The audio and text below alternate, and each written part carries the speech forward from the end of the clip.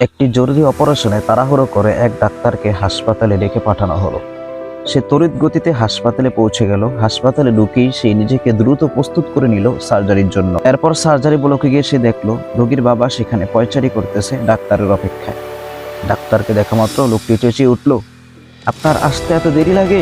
দায়িত্ববোধ বলতে আপনার কিছু আছে? আপনি জানেন আমার ছেলে এখানে কতটা শোচনীয় অবস্থায় আছে? ডাক্তার ছোট্ট একটি মুচকি হেসে বলল, আমি দুঃখিত, আমি হাসপাতালে ছিলাম না, বাসা থেকে তাড়াহুড়ো করে এলাম, তাই খানিক দেরি হয়ে গেল।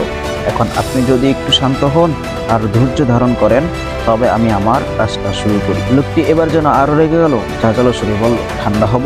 আপনার সন্তান যদি আজ এইখানে থাকতো তবে আপনি কি করতেন? শান্ত হয়ে বসে থাকতেন?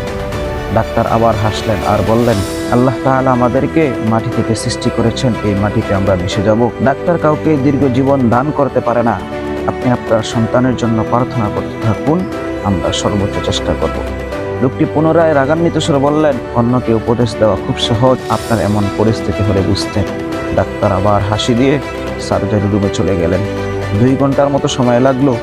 সবশেষ হাসি মুখে ডাক্তার বের হয়ে আবার হাসি মুখে রোগীর বাবার কাছে এলেন আর বললেন, আলহামদুলিল্লাহ, অপারেশন সফল হয়েছে।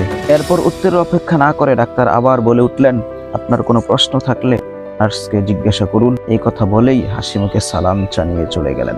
এরপর লোকটি নার্সকে বললেন, ডাক্তার এত নিষ্ঠুর কেন?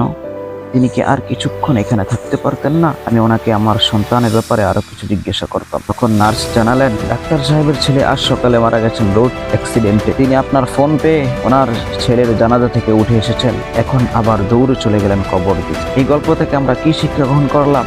একজন মানুষকে কখনো তার বাইরের আচরণ দেখে যাচাই করবেন না, কারণ আপনি কখনোই জানেন না তিনি কিসের মাঝে আছেন।